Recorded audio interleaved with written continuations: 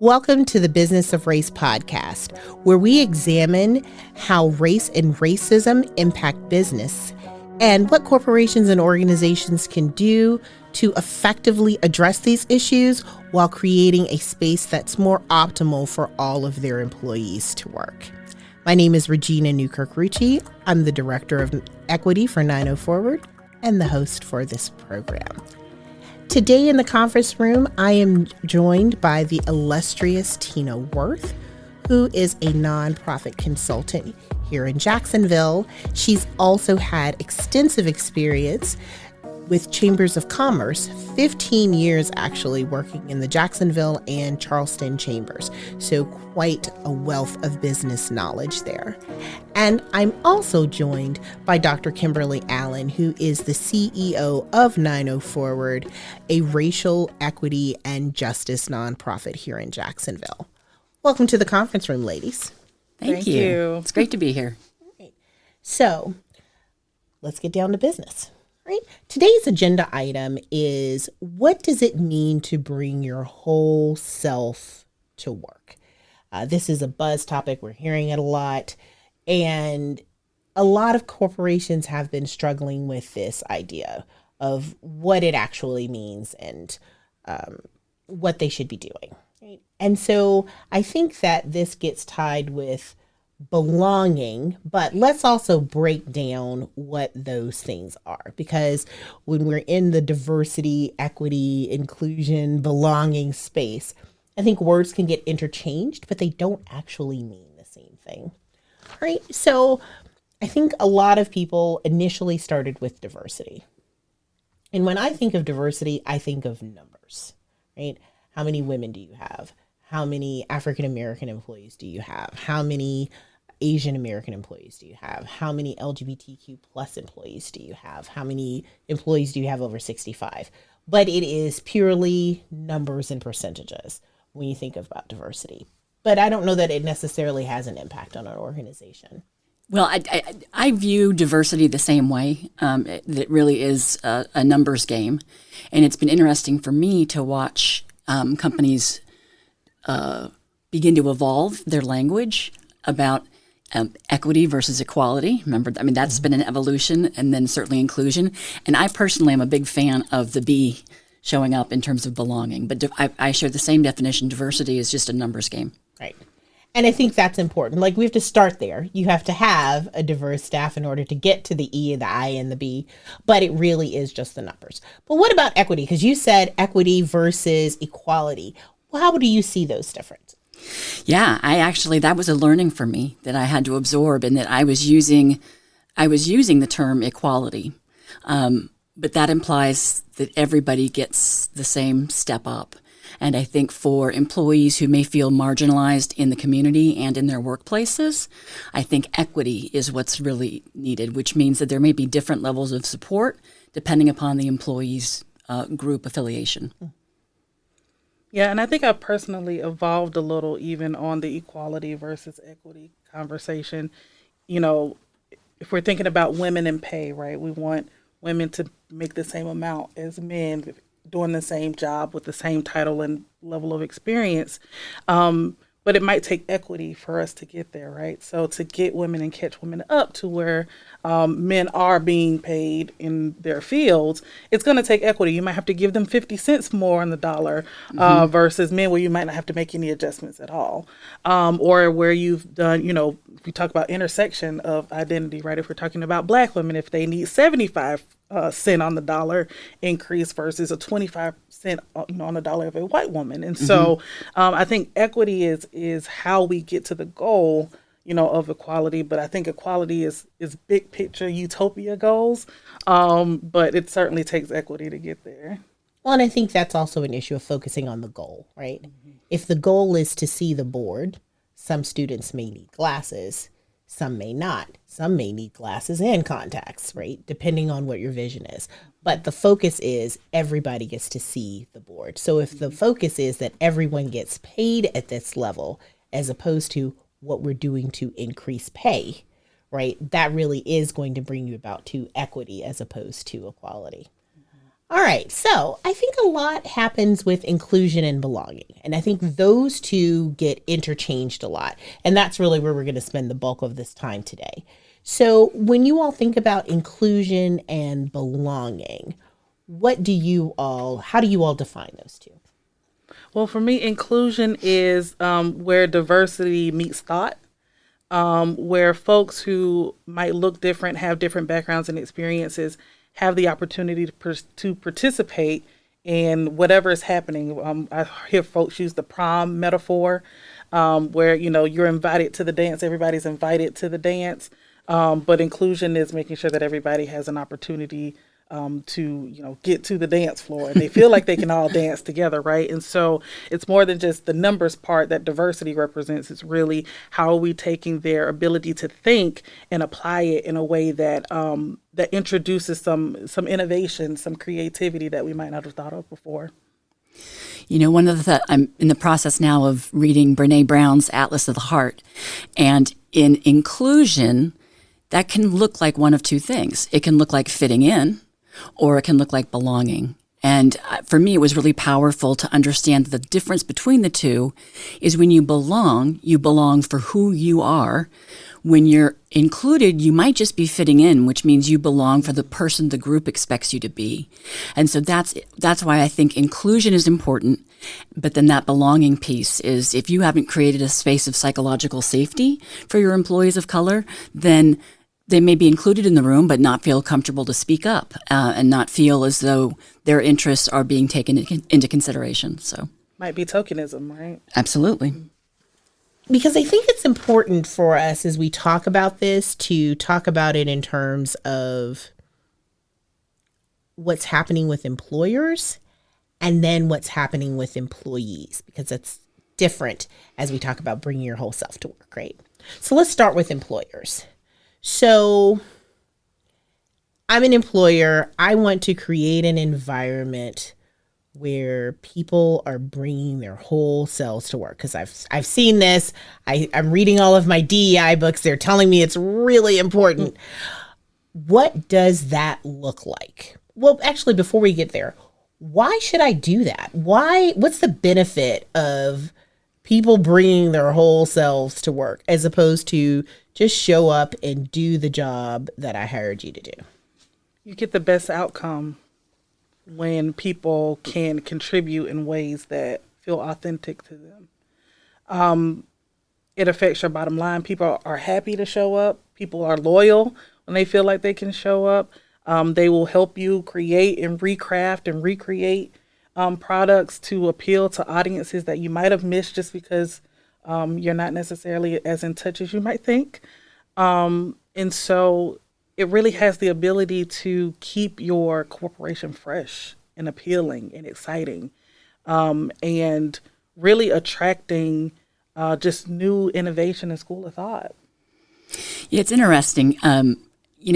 And some of the interpretation of what whole self in the workplace is very generational. Mm-hmm. I know that I just read an article that was the title was "OMG, my boss just friended me," and there is a certain amount of generational interest in separating out your work self and your personal self. And so, I've seen some articles now talking about maybe bringing your authentic self or bringing your best self. Although I think I like authentic more because life happens. I mean, and so if you have an employee that's going through a bad divorce, they're going to need the time and the space. And I also think it's really important that when you're an employee of color, that leadership embrace the notion that you're allowed to have a bad day. I think sometimes groups that are viewed by their group affiliation, if someone who uses a wheelchair is upset that you held the door open for them when they didn't ask, well, that doesn't mean that people with disabilities have chips on their shoulders. That means that guy might just be having a really bad day. And I think that that's another important part about bringing your whole self to work is feeling safe to do so. So as we talk about employers creating this space where people can be authentic at work, right? What are some things that they need to do? Because I find that lots of times employers think that they're doing that, and the employees say, "Nuh-uh." So, what are some things that employers should be doing to make sure that their employees actually can be whole and authentic and genuinely their best self at work? And even have bad days at work. I think that there's a tendency of employers to provide lip service to an idea and then not really follow it up in practice. So I think that asking employees to bring their whole self to work is to ask them to demonstrate some vulnerability. And in doing so, management has to model that. It's a practice. It's a behavior. And so it can't just be a tagline. It really needs to be from the top down. It's modeled and embraced.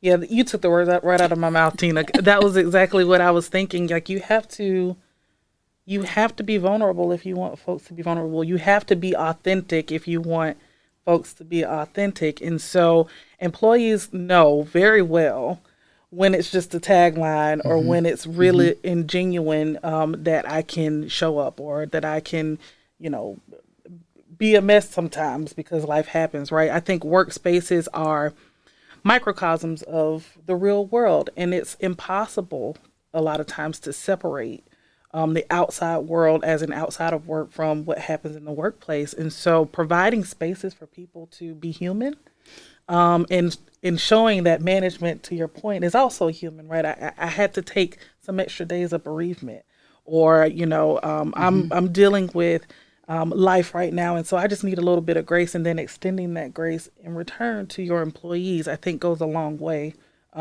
for people being able to be themselves. Mm-hmm. I think another aspect of that, though, also is monitoring. And I think you have to put some monitoring systems in place, because if it's a change, then it's not necessarily natural for you. I agree. It has to start at the top, and it does have to be authentic, but that doesn't mean that that's your routine and that's the practice that you will fall back in.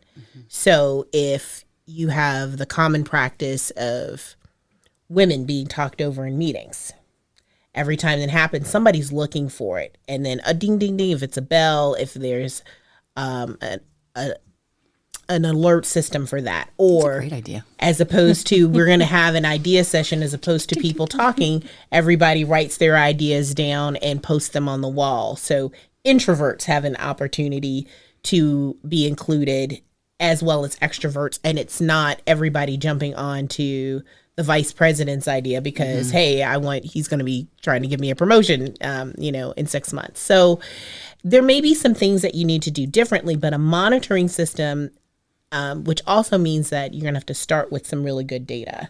What are the issues? Who are the people who really don't feel like they can bring their best selves to work? Is that your employees of color? Is that women? Is that LGBTQ plus employees? Is that people under or over a certain age?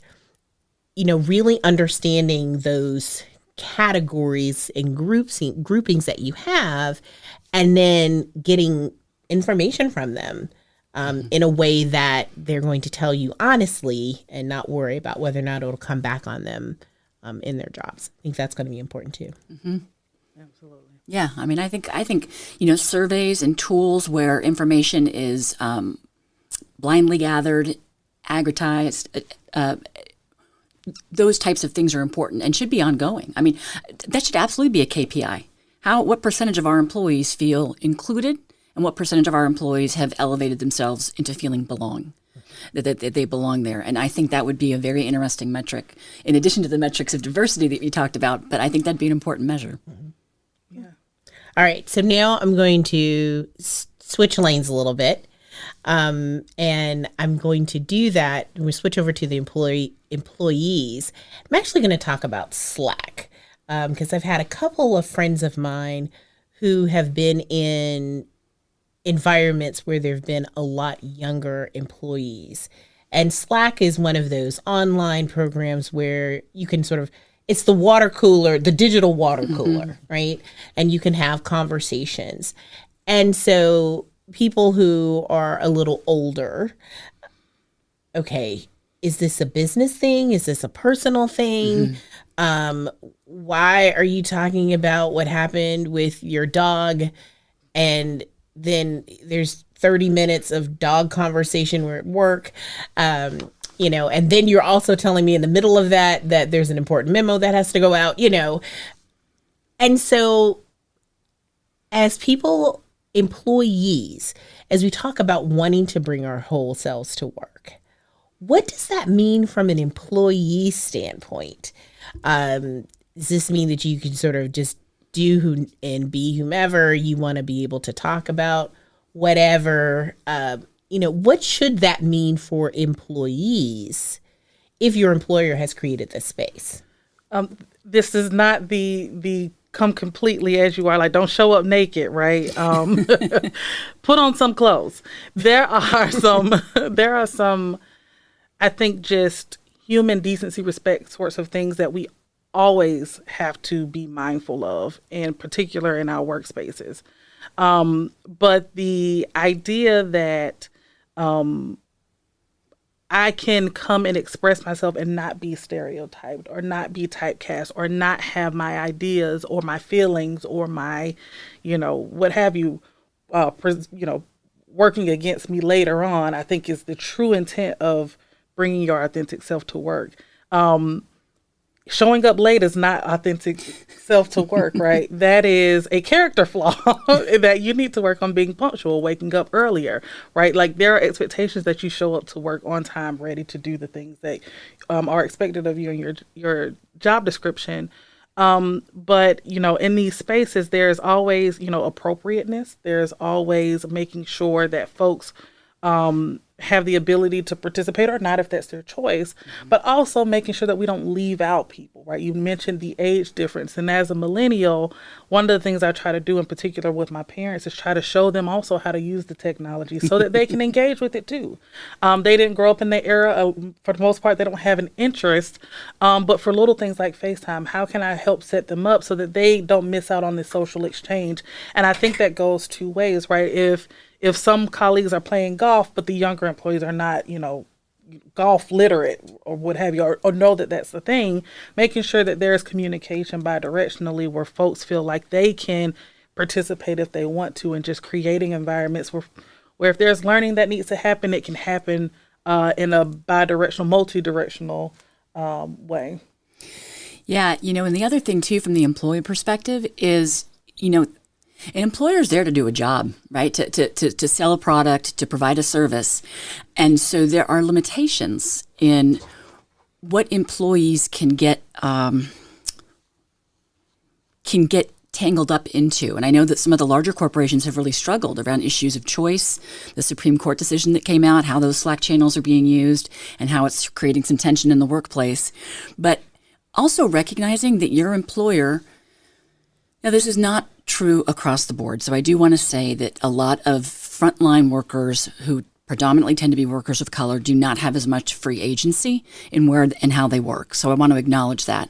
However, if I work at Altria, right, which used to be Philip Morris, and someone in my family is impacted with lung cancer, my choices are to change employers or just sit down and go with the company line.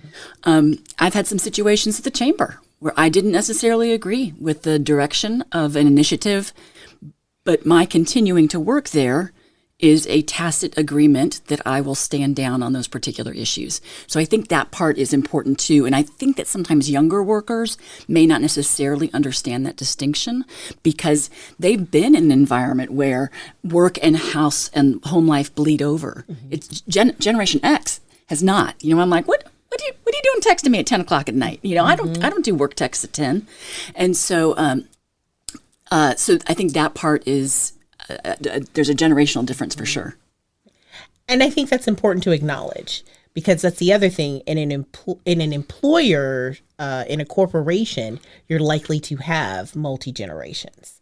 And so what those expectations are, and I think this goes to communication, right? Because as the employer, you want to be sure that you're saying, as you said, I've hired you to do a job, but I want to embrace who you bring to that job. Every aspect of you that you bring to the job and your ability to do the job. But that doesn't mean your entire life story in every aspect of that. And also recognizing that different employees are going to have different levels of their comfort with that. And that's okay as long as you've created the space. So for instance, I'm going to be one of those people who's less likely to bring all of my personal business to work. However, I do appreciate the fact that I can be who I am. And I'm looking for, can I wear my hair naturally? Can I voice my opinion comfortably without retribution? And I also want to clarify too that we need to understand there you can voice your opinion, but that does not mean that you can be insubordinate. And I think that line also gets blurry, and insubordination is still a character flaw and not something you should be doing at work. Whereas you should be able to voice your opinion. So you have to do that respectfully and in the right ways. But I want to be able to do those things. Whereas some other people really want to be able to talk about their home life and, what their partner is doing and what they did with their dogs. And you should be able to comfortably disclose that as well. But understanding that employees will have different levels of comfort with that. Absolutely. I'll tell you, when I first worked at the chamber, my roommate and I, now my wife, it was always very tricky on a Monday morning. What'd you do this weekend? Stuff with people. And so it feels so much more, it does feel wonderful to be out and to not have that sort of hidden thing going on. Mm-hmm. And so anyhow, having lived kind of on both sides of that, I work really hard to develop empathy when the headlines are particularly traumatic for people of color, when there's yet another shooting.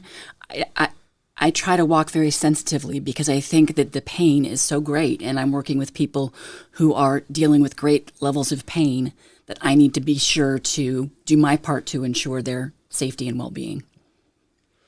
Yeah, and it's incredibly important, but I think, Regina, what you said, that communication piece is key, right? It's because even in empathy, right, if it's like, you know what, Tina, today, thank you. I appreciate the fact that you are setting this space. I'm not ready to talk about it, right? Yes, exactly. Right? And so even having the ability to say, this is the time I feel like it, or not yet. I appreciate the space. And so I think that communication piece is certainly priority, even down to I'm not texting you at 10 o'clock at night about work. Like, don't text me at 10 o'clock about work. And that's okay.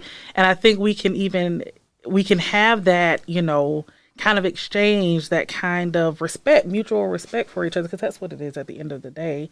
I'm letting you know how to respect me and my boundaries, and whatever that might be. And I think as employees, we have to understand that employers have boundaries too. And so some of the things that might happen in the Slack chat or Slack, I'm not even Slack savvy, in the Slack room, may not be, what employers even really care about, but understanding again that their job, like your job to them, is what is first and foremost. And so again, what are the boundaries of the job? What are the boundaries of the individuals in the job?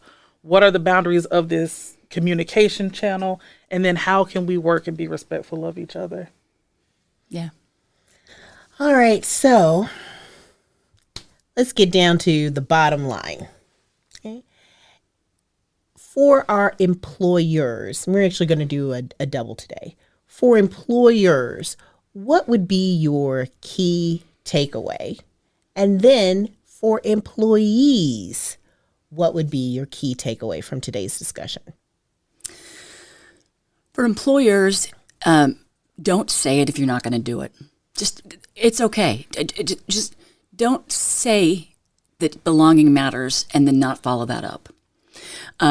And then I would say in that same vein to the employee, if you have agency and choice, don't go work for an employer whose values you don't approve of. I think that is totally appropriate. And employers with bad culture, employers promoting unhealthy products, have a harder time hiring. So they know this. So make your choices accordingly, again, with the caveat that not everybody has that choice. I would say for employers to be authentic. And in your authenticity, really show your employees that you mean it by doing things like tracking and monitoring. I think that is the best way to build mutual trust and respect between, the employer-employee relationship. And for employees, I would say don't abuse the spaces that are created because we don't want to, in turn, have employers say, see, I knew that this wouldn't work out, because sometimes we go the extra mile of trying to take advantage, but really being mindful of what it means to be an employee who has the incredible opportunity to work in spaces where they allow you to be who you are. And because it's rare, it is rare. Yeah, but that's the payoff, right? The access to talent, access to a strong workforce, lower retention rates. It's a real business case. Absolutely. And so I would say that for employers, communication and being very clear in communicating who you are, what your values are, what the expectations are, so that you will attract the right employees, and employees will be very clear about what the expectations are. I think so many issues happen because of poor communication and assumptions. And I think for my employers, it would be very similar in that make sure that you're clear in communicating with other people what your limitations and boundaries are, and you're getting that information from others. Don't just assume that everybody's in your space. I, a 10 o'clock texter at work. However, I can't expect that to be everyone. And so I need to be clear about that from the get-go. And just communicating with people to find out really just sets you up so much better for success. All right. It has been such a pleasure to have you both in the conference room today. I really appreciate it. This has been a fascinating conversation, and I think a really timely and important one. Thank you so much for sharing your wisdom with us. And we look forward to joining us again in the conference room for the Business of Race podcast. Have a great day.